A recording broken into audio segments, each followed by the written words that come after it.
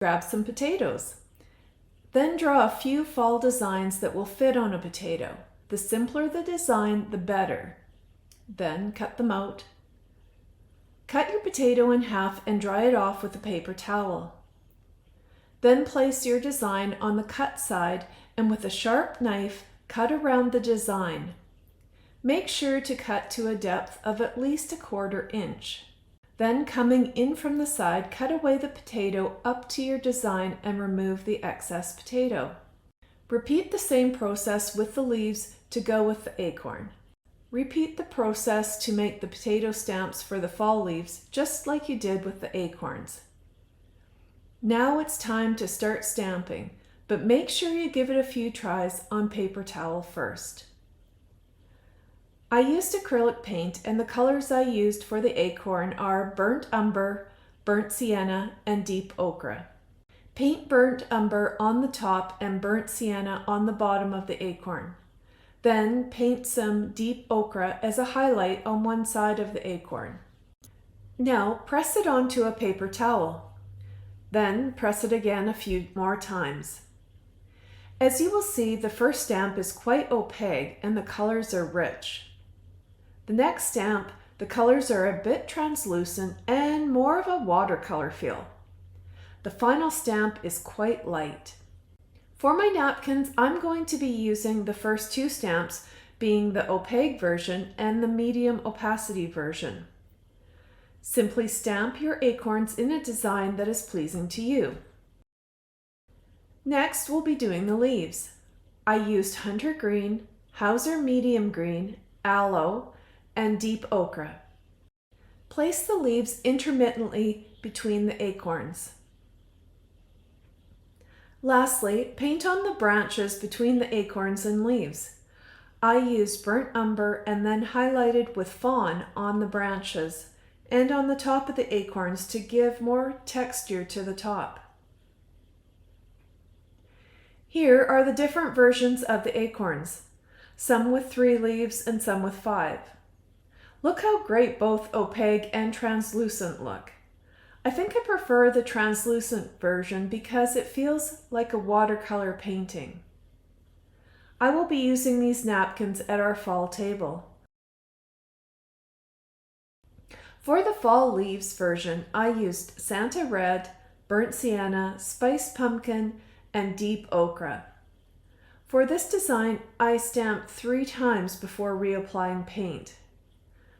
I started with the leaves very full and layered at the top, and then did fewer and fewer leaves as I made my way to the bottom. I switched it up with the paint colors and got lots of different looks. I love how this turned out when I styled it with some deep reddish pink faux sunflowers in a basket on the end of my island. What a fun project this turned out to be. I hope you'll give it a try. Grab some Elmer school glue for this renter-friendly project. First, I gave my window a really good cleaning. You'll want to make sure that there is no dirt or grime on your window before you start this project. Then I grabbed some masking tape to mask out an abstract design on my window. This is optional and you can leave it off if you'd like. I grabbed one of these little sponge rollers from Dollar Tree, and then I'm going to take my Elmer's glue and pour it straight into the tray. I rolled my sponge roller into the tray of glue and I'm squeezing out a lot of the excess. You don't want your roller to be oversaturated. Then I just rolled my glue onto the window in a nice, thin, even layer. For a nice, even, and smooth finish, you'll want to roll your window in one direction. Once I was finished rolling the window, I removed that masking tape before the Elmer's glue could dry. Let the Elmer's glue completely dry, and then you have a wonderful privacy window that is also renter-friendly and can be easily removed. You're never going to use wallpaper again after you see how easy this DIY is. I started by wiping the walls in our RV with TSP, but you can do this project on any type of walls. And then I wiped them dry, and I opened up some leftover paint from our bathroom. It's called Calder Green from Benjamin Moore. I tried using a foam roller to apply the paint directly to a stamp, but it was too much paint, So then I tested it out by rolling the paint on a piece of paper and pressing the stamp into it, and that worked really well. You want to make sure you have a very thin layer of paint. The paper was a bit thin, so I ended up switching to a plastic plate, and I would roll out a thin layer and press the stamp into the paint and then press it on the wall. I altered between 3 different dinosaur stamps, and I stamped them with the paint all throughout my son's bunk nook in our RV, but this could be a fun project for any room or wall in your home. It's way more cost effective than wallpaper, and it turned out super well. Here is the final look of our painted stamp wall. I can't believe this was all from a stamp. What do you think? Would you give this one a try? I hope this inspires you to get creative with paint and stamps. Do you have curtain panels that need a little color and a shot of artistic creativity? Lay your curtain on a flat surface and smooth out any wrinkles or folds. Take a plastic bag, a grocery sack will do. Gather the bottom of the bag together and tie it into a tight knot. Then turn the plastic bag inside out so the knot is on the inside. Gather the middle of the bag together and blow into the bottom of the bag. With a paintbrush, brush fabric paint onto the bottom of the inflated plastic bag, starting in the center and brushing outward 2, 3, 4 inches, whatever you like. Keeping the middle of the bag twisted, press the paint-covered bag bubble onto the fabric panel. Lift the bag off and you will see a beautiful abstract painted flower. Continue to press painted flowers randomly on the curtain panel. To continue the abstract look, press some flowers with the bag freshly covered with paint, and then press other flowers with less paint for fainter-looking flowers. Give your flowers some depth by repeating this process with a coordinating color. However, this time, don't press quite as many flowers, so your first color is still the dominant color. Or you could add as many colors as you want and create a more dense flower pattern. Let the painted flowers dry completely before rehanging the panels on your curtain rod. You are going to love your new hand-painted curtain panels with this creative paint twist. I hope this inspired you to take a simple plastic bag and, with some paint, create new hand-painted abstract floral curtains. You won't believe how I transformed these boring old plates from the thrift store. To get started, I shook the pen well and then pressed it up and down with the tip until the paint came out.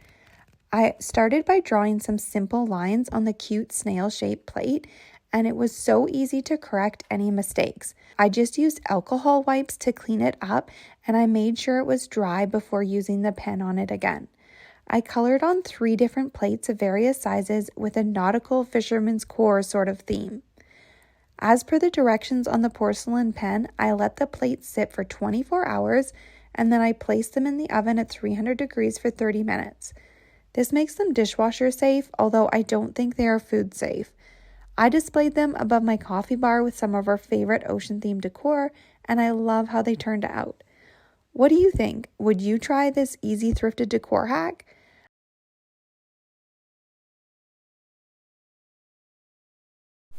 What does a solo cup have to do with painting? I'll show you how I used a solo cup for a paint project, and it has nothing to do with washing out my paintbrush. My first step in this painting project was to set the background base color.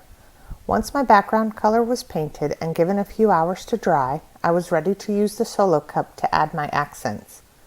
I poured some white paint onto a paper plate and dipped just the rim of the solo cup into the paint. The next step was to place it on my base color. In this way, I got a perfect circle of white onto the blue. I applied it several times before re-dipping it into the white paint again. One thing I'd do differently and that I'd caution you about is that I'd do my first application of the solo cup with paint on it onto a napkin before placing it onto my project. This way I'd avoid the little bit of splatter that comes with that first application where there's a little bit of overage on the rim of the solo cup. The process was really quick and easy, and I loved the pattern it created. My project was finished in no time, and it looked great. It was easy to create a uniform pattern, and of course I could pick whatever colors worked with my color scheme. You can use this technique to paint a pattern on a wall or paint it onto a large canvas like I did. Spring is right around the corner, and it's a perfect time to get ready for those home improvements. First thing we want to do is look at painting. What a perfect way to get our house into shape. First, you got to look at the paint can. There's nothing worse than spilling paint all around the edge. I've got an important solution for that. Go ahead and grab you a clear plastic bottle. On this bottle, we want to cut it off just at the top. Once it's cut off, you're going to slip it right over the paint can. It's going to be a snug fit, but that's what we're looking for. Go ahead and take one of your hair dryers or a heat gun, and you're going to start heating it up all around the side. Once it starts heating up, it's going to form and seal itself to the edge of the paint can. Once you get it all the way around and you get it cooled down, look at that. It pours absolutely perfect. And since you got a lid, you can put the lid on, and it's going to keep it nice and fresh and clean for you every time. Colors in a room, especially on the corner or an edge where two walls meet, you can make it where it has a nice crisp line with no bleed under. What you do is you take that painter's tape and go ahead and put it right down where you want it. Here's the catch though. Take some caulk from a caulking gun and lay it on top of the paint right at the edge of that tape. When you put it on there, just rub it all through, and it's going to fill in those gaps, even on those heavy textured walls. Once you get it on there, go ahead and take just a damp cloth and just get it wiped off. What it's going to do is leave the caulking underneath and fill in the gaps on the paint. When you brush that paint on, make sure you paint it from tape to wall. Go in that motion all the way down. Once you pull that tape off, look at that. It's going to give you a nice, straight, crisp edge with no bleed under. Have you ever had a big paint project that requires a lot of brushing? Take you a brush. Go ahead and drill right at the top at an angle, a hole big enough to put a cap inside. This cap right here is perfect. What you're going to do is take some hot glue and glue it right on. When it gets on there and you let it dry, put some paint inside your bottle and screw it on. When you turn the brush over, it's going to allow it to drip really slow, but just at enough pace where you can just keep on painting and you never have to just keep dipping it. You can just keep going till you run out of paint. It makes a long project go much faster. And when you're done, it's easy to take that brush off, put a cap on the paint to keep it stored and fresh, and it's easy to clean. Just run some water right through that cap edge that stays on the brush, and it cleans right up inside and out. Have you ever painted a wall and forget what color it was or what type or brand? Perfect solution is when you pull your covers off of your outlets or your switches, you want to go ahead and write on the inside the name of the color, the brand that you got it from, and what type of gloss it is. Then you can go ahead and take your finger and just put a little bit of that sample paint on the inside, and when you put your cover back on, you always know it's right there for reference anytime you want to do some touch-up painting. Another thing that we always hate when we're painting is getting little drip marks either on doorknobs or hinges. Just take a little bit of Vaseline and just wipe it on those doorknobs. The great thing about it is, let's say you put some paint on there accidentally or it drips. It's so easy just to wipe right off. That Vaseline keeps it from sticking. No need to tape it up. Now it's time to lay some caulking in those places that it needs it so bad, especially around a tub. Take that caulking and go ahead and lay it on, but don't put it on too thick. Once you lay it in between your tub and the tile, just take a popsicle stick, run it at an angle all the way down, and it gives you that perfect curve. Forget a perfect caulk line every time. Now here's a way to keep from wasting water in a leaky toilet. What you have to do is take the lid off the top and put some food dye in the back of the tank. Open up the lid and you're going to take a look. If you see that the water in the bowl is changing color, you've got a leak. It's most likely from your flapper inside. Go ahead and get that replaced and you'll save a lot of water that'll pay for that flapper. Last but not least, is your dryer not working as good as you think it should? Maybe you've got a buildup of lint. It's easy to get the lint out from the dryer. There's an area that you just can't get to. And if you try to use a vacuum, it just can't get inside those little grooves. Go ahead and grab the cardboard from a paper towel roll and you're just going to squeeze it along its edges, not too tight, but just enough to squeeze through that little slot that it needs to get into. Put your vacuum on one end, turn it on, and you're going to go ahead and get in there and get all that lint out that's been trapped in there probably for years. I hope that this inspired you to come up with your own painting and home improvement hacks. Thank you for watching Home Talk, and we'll see you next time.